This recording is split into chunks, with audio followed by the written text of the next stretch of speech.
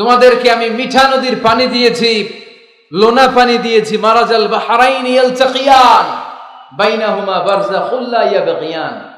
একদিকে লোনা পানি, একদিকে মিঠা পানি বয়ে যায়, লা ইয়াবগিয়ান, মিশে না, মাঝখানে অদৃশ্য দেয়ালটা তৈরি করলো কে? এই দৃশ্য আপনারা দেখছেন? দেখেন নাই? কেউ দেখেন নাই? কোথায় দেখছেন? ভিডিওতে।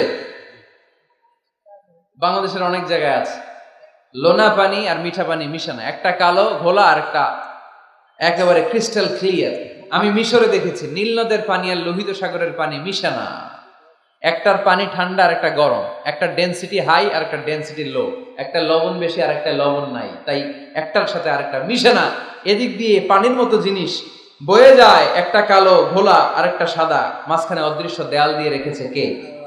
আরো জোরে বলতে হবে, তিনি কে?